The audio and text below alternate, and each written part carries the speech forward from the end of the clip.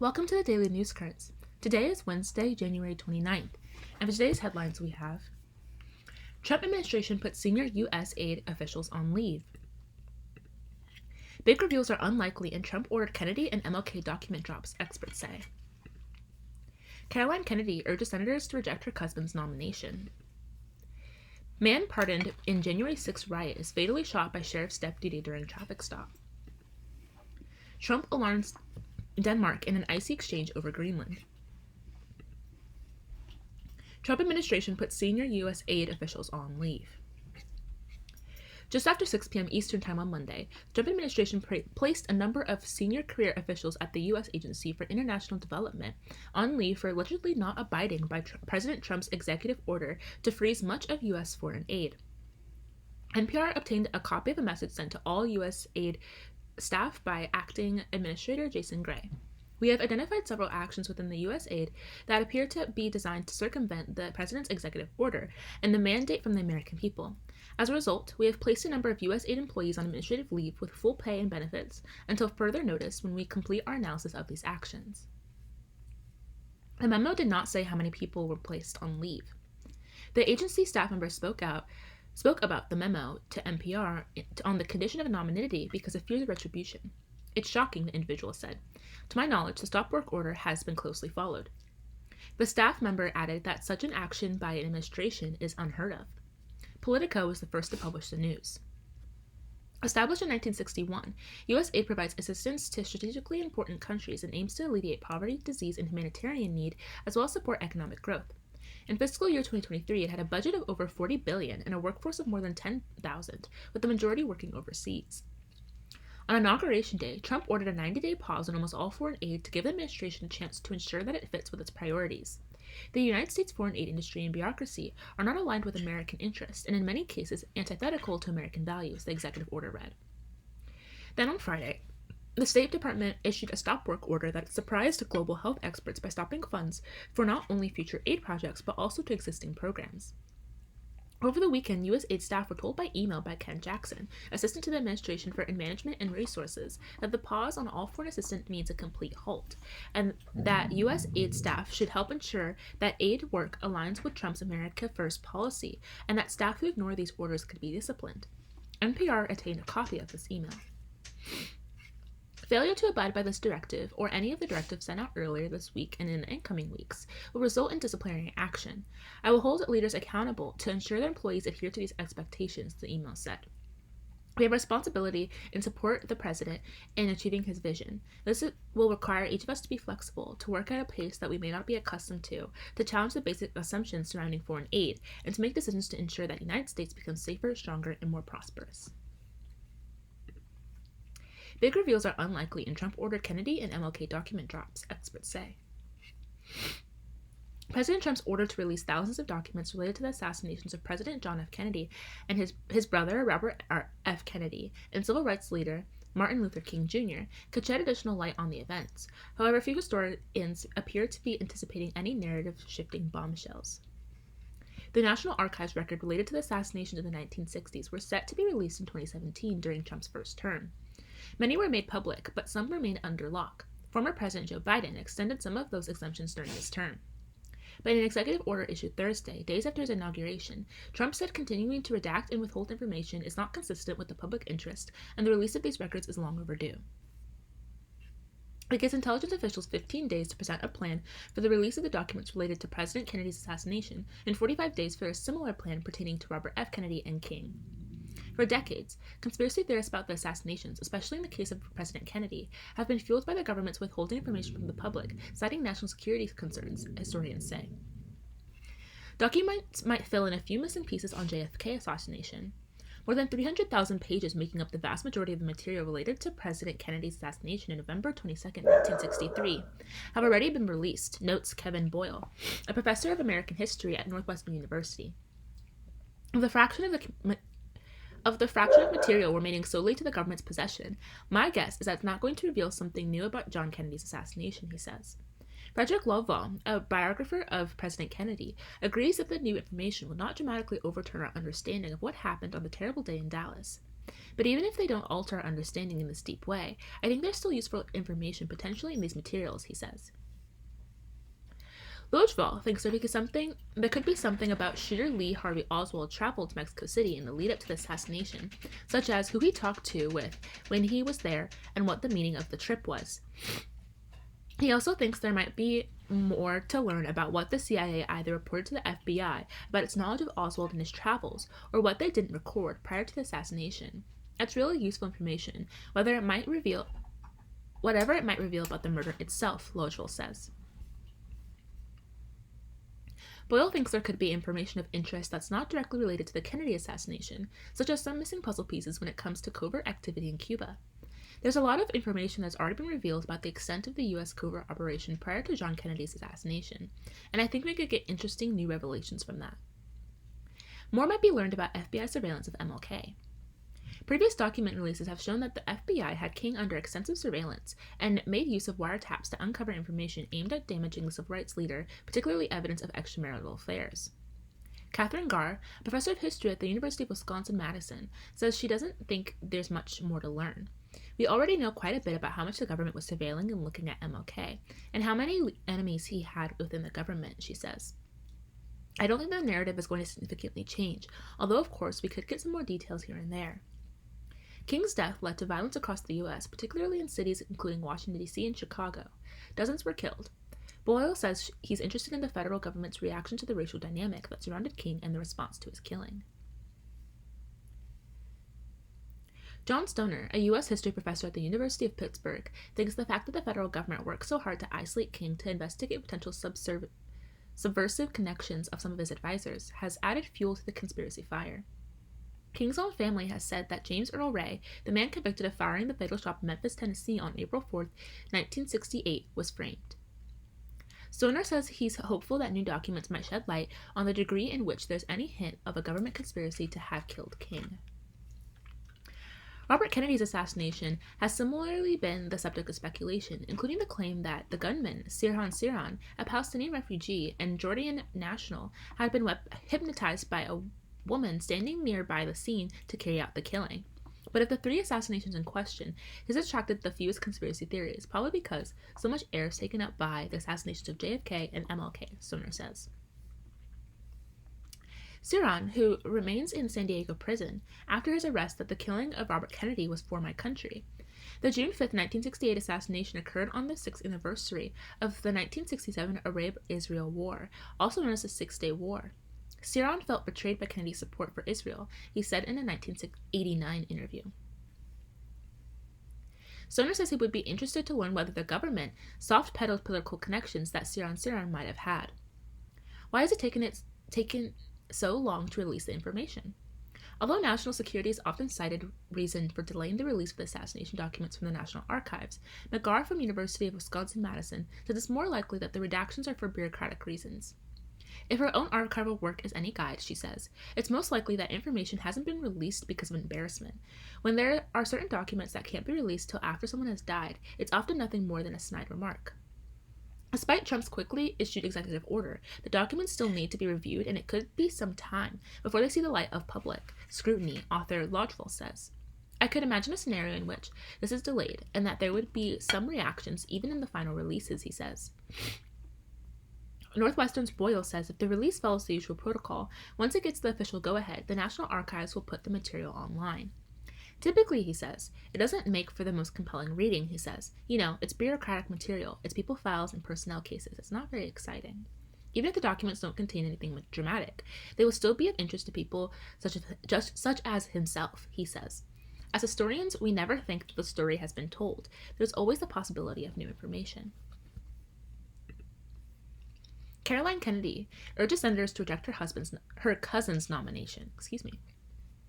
In a harsh letter to lawmakers considering Robert F. Kennedy Jr.'s nomination for health secretary, Ms. Kennedy called her cousin unfit for the job and a predator who led family members to addiction.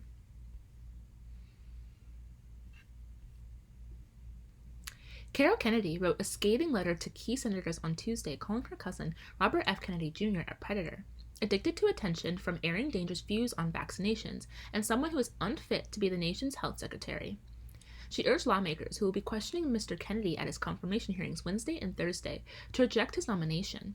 She cited his lack of experience, misinformed views on vaccines, and personal attributes. In the letter, she described how he led other family members down the path of drug addiction. His basement, his garage, and his dorm room were the centers of the action where drugs were available, and he enjoyed showing off how he put baby chickens and mice in the blender to feed his hawks, Miss Kennedy wrote.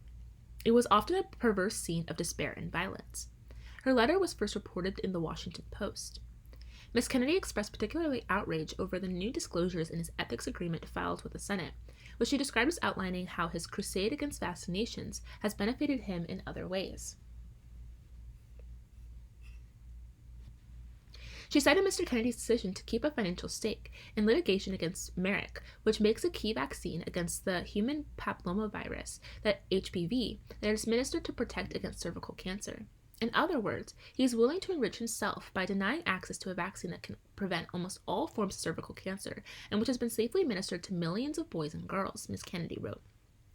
As President Joseph R. Biden Jr.'s ambassador to Australia, Ms. Kennedy was actively involved in promoting the HPV vaccine, which has put Australia on the path to eliminate cervical cancer. She was instrumental in persuading Mr. Biden to expand his cancer moonshot initiative to the Indo-Pacific region.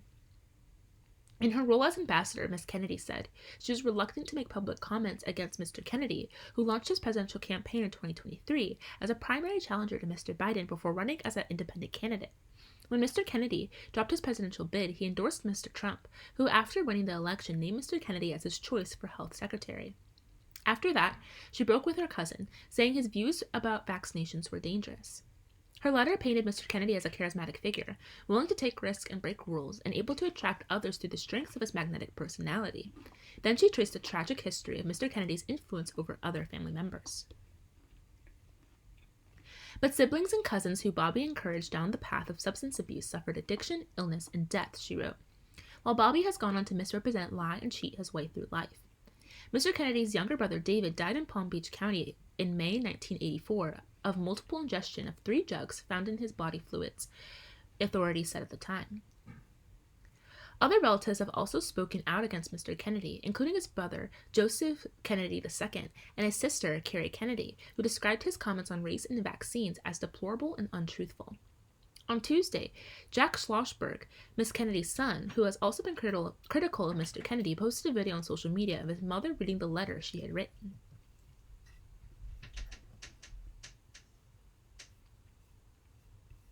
I am so proud of my courageous mother, who has lived a life of dignity, integrity, and service, Mr. Schlossberg wrote. Miss Kennedy, in the letter sent Tuesday, gave her cousin credit for overcoming his drug addiction, which Mr. Kennedy has discussed extensively. By his own account, Mr. Kennedy became addicted to heroin when he was 14 in 1968 as he struggled to cope with the assassination of his father. In 1984, he pleaded guilty to a felony charge of possessing heroin and entered treatment. But Mr. Kennedy was harsh in criticism of her own cousin's advocacy against vaccines, describing it as part of an addiction to attention and power. Bobby preys on the desperation of parents of sick children, vaccinating his own children while building a following by hypocritically discouraging other parents from vaccinating theirs, she wrote. Ms. Kennedy also highlighted the conspiratorial half-truths he has told about vaccines in connection with the 2019 measles outbreak in Samoa, which she said cost lives. The letter was addressed to senators who led the committees that will be reviewing his nomination this week, including Mike Crapo, a Republican from Idaho, Ron Wyden, a Democrat from Oregon, Bill Cassidy, a Republican from Louisiana, and Bernie Sanders, an independent of Vermont. She noted that the family is close and that speaking out was difficult. Still, she faulted her cousin for using the family's legacy of tragedy for political gain. Mr. Kennedy's father, Robert F. Kennedy, was assassinated during a campaign for president in 1968. Her father and his uncle, President John F. Kennedy, was fatally shot in Dallas in 1963. Robert F. Kennedy distorted President Kennedy's legacy to advance his own failed presidential campaign, and then groveled to Donald Trump for a job, the letter said. Bobby continues to grandstand off my father's assassination, and that of his own father. She suggested that her father, John F. Kennedy, and her uncle, Robert F. Kennedy, and another uncle, the long-serving lawmaker Ted Kennedy, would be disgusted. She closed the letter with a plea for the senators to reject her cousin's nomination on behalf of the doctors, nurses, scientists, and caregivers who fuel the American healthcare system. They deserve a secretary committed to advancing cutting-edge medicines to save lives, not rejecting the advances we already have made, Miss Kennedy wrote. They deserve a stable, moral, and ethical person at the helm of this crucial agency. They deserve better than Bobby Kennedy, and so do the rest of us. Man parted in January 6th riot is fatally shot by sheriff's deputy during traffic stop. The police said that Matthew W. Huddle, 42, of Hobart, Indiana, who was sentenced to 6 months for his role in the riot at the U.S. Capitol in 2021, resisted arrest after he was stopped in Indiana on Sunday. A man who received a pardon from President Trump from his involvement in January 6, 2021 riot at the U.S. Capitol was fatally shot by a sheriff deputy on Sunday after he resisted arrest during a traffic stop, the Indiana State Police said. The state police said that a deputy with the Jasper County Sheriff Office stopped the man, Matthew W. Huddle, 42, of Hobart, Indiana, at about 4:15 in a vehicle on a state road nearby the Pulaski County line. In a statement on the shooting, the state police did not say why the deputy had stopped the vehicle. During the traffic stop, the officer attempted to arrest the suspect when the suspect resisted, the state police said. An altercation took place between the suspect and the officer, which resulted in the officer firing his weapon and fatally wounding the suspect. An investigator showed that Mr. Huddle was in possession of a firearm, the state police said. The state police said that no further information would be released about the shooting, which was investigating with help from the Jasper County prosecutor. Once the investigation is completed, the findings will be sent to the county prosecutor for review, the state police said. The Jasper County Sheriff, Patrick Williamson, said that the deputy who shot Mr. Huddle had been placed on paid administrative leave, following standard procedure. He said he would release the deputy's name once he had the approval of state police detectives. Our condolences go out to the family of the deceased, as any loss of life is traumatic to those who were close to Mr. Huddle, Sheriff Williamson said. Nicholas Barnes, a lawyer who represented Mr. Huddle for about 10 years, mostly in driving and alcohol-related cases, said he was genuinely shocked that Mr. Huddle had been involved in a January 6th riot.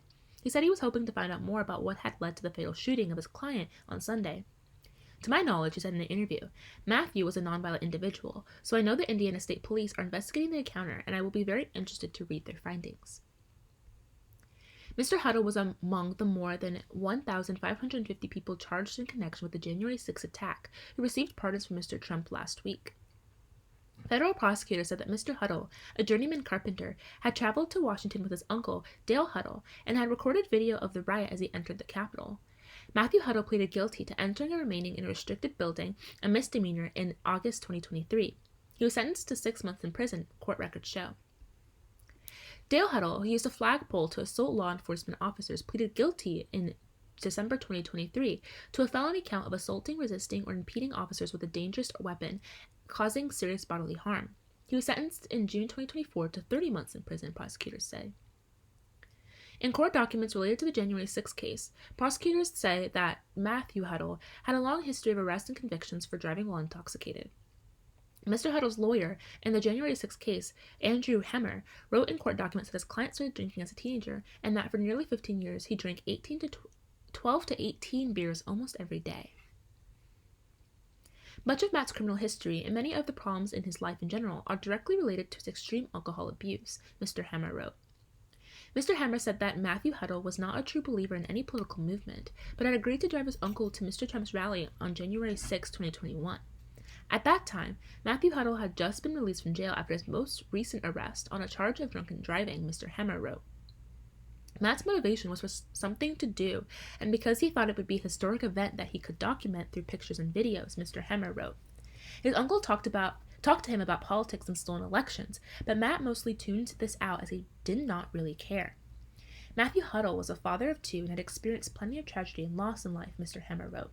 His mother died in April 2023, and the mother of his son died in 2022 from a fentanyl overdose, Mr. Hemmer wrote. In 2015, Mr. Huddle was shot in the back of the knee, and in 2018 he was attacked with a hammer and baseball bat by his son's boyfriend, causing extensive injuries, Mr. Hemmer wrote. Mr. Huddle's health had been rapidly deteriorating over the past few years, as he suffered from chronic arthritis, emphysema, and late-stage cirrhosis of the liver brought on by his excessive drinking, Mr. Hemmer wrote. He is a hard worker and often needs to relocate and resettle his life on short notice to find work, Mr. Hammer wrote in a sentencing memorandum in November 2023. He's lived in California, Idaho, Arkansas, and Indiana, and will likely try to relocate again to another location in Indiana once this case is resolved. Trump alarms Denmark in an icy exchange over Greenland. President Trump told Denmark's leader he wanted to take over Greenland, European officials say. Denmark has asked its EU allies not to inflame the situation until Mr. Trump's intentions are clearer. It was a contentious, aggressive phone call 5 days before the inauguration of President Trump on January 20th. Speaking to Prime Minister of Mette Frederiksen of Denmark, Mr. Trump insisted he wanted the United States to take over Greenland, the immense and autonomous Danish island that occupies in a strategic part of the ocean as the ice caps melt and new shipping lanes open up. The tone and content of the icy exchange was described by 2 European officials who were briefed on the 45-minute call and requested anonymity because of the sensitivity of the topic. The United States has not publicly commented on the call. Ms. Frederiksen made various suggestions that more cooperation on military and economic issues, but insisted that Greenland, which already hosts an important American base, was not for sale, according to the European officials. Since that January 15 call, whose aggressive tenor was earlier reported by the Financial Times, Denmark has tried to calm the waters, urging its partners in the European Union not to inflate the situation until matters become more clear, the official said. The issue of Greenland is not on the agenda for the EU Foreign Affairs Council meeting in Brussels on Monday, for example. If Mr. Trump decides to pursue Denmark with economic means through tariffs, the European Union itself would be expected to respond as a whole with counter-tariffs, said Saki Ladi, a professor at Sciences Po and an advisor to the former EU Foreign Policy Chief Josep Borrell Fontelles. I was told that Trump is quite serious about Greenland, and it's going to be a huge challenge for the EU if we don't react strongly to it, Mr. Ladi said. He confirmed that the Danes are saying, keep it down, but they're scared. A sense of foreboding was obvious in Davos, Switzerland, where European leaders gathered last week with corporate executives and academics for the World Economic Forum annual meeting. Rumors about Mr. Trump's call with Ms. Frederiksen were rampant at the gathering, as was nervousness about what a second Trump administration would mean for Europe as a whole. But now the Danes are concentrating on dialogue. On Friday, Lars Løkke Rasmussen, Denmark's foreign minister and prime minister during the first Trump election, had a 20-minute telephone discussion with the new U.S. Secretary of State, Marco Rubio. Afterward, Mr. Rasmussen said that the 2 countries had agreed to discuss the Arctic region, and that the conversation, which included other issues like Ukraine, had a good and constructive tone. The State Department, for its part, said that Mr. Rubio had reaffirmed the strength of the relationship between the 2 countries. The 2 men, the State Department said, discussed the importance of deepening bilateral and regional cooperation on security and defense, economic and trade matters, and ending the war in Ukraine. Officially, Denmark has said little about the phone call between Mr. Trump and Ms. Frederiksen. A statement from Ms. Frederiksen's office immediately afterwards made no mention of sharp disagreements but emphasized trade with the United States and talked in cooperation, dialogue, and enhanced investment in security of Denmark. In the conversation, the Prime Minister emphasized the importance of strengthening security in the Arctic and that the Kingdom of Denmark is ready to shoulder even greater responsibility for this, the statement said. In a statement, Ms. Frederiksen cited the Premier of Greenland, Mute B. Edge, saying that Greenland is not for sale and argued that it is up to Greenland itself to make the decision on independence. The officials who were briefed on the phone call and Mr. Ladi suggest that Mr. Trump's intentions were unclear and that he might move to encourage Greenlanders to vote for independence or a referendum and then bind themselves to the United States. Or he may want to pressure Denmark and the European Union with tariffs. Brussels is working with the Danes to strike the right tone and to figure out what Mr. Trump really wants, one official said. In response to questions on Sunday, the Danish Prime Minister's office said it did not recognize the interpretation of the conversation given by anonymous sources. Under a 2009 agreement with Denmark, Greenland can declare independence only after a successful referendum, which Mr. Edge has suggested might be held in tandem with the island's upcoming parliamentary election in April. Mr. Trump has called U.S. control over Greenland an absolute necessity for Western society, and on Saturday, in a gaggle with reporters, said, "I think we're going to have it." Friz Arne Peterson, a former Danish ambassador to Washington, said that European Greenland and the rest of the world must take Trump's statements very seriously because they were carefully prepared. The terms used and their context left no room for interpretation, he said in an interview with the French newspaper Le Figaro. Mr. Trump's interest in Greenland was more commercial in his first term, when he first offered to buy it, but is now predominantly about security, Mr. Peterson said. The issue of Greenland is the utmost importance of the EU, Mr. Laudy said. Our credibility is at stake. The Danish want to keep a low profile, but that's not the way the world works. Greenland, with a population of around 60,000, was a Danish colony until 1953 and became self-ruling with its own parliament in 1979. It remains a territory of Denmark, with Copenhagen exercising control over its foreign and defense policy. That is all for today. Thank you so much for listening. Goodbye!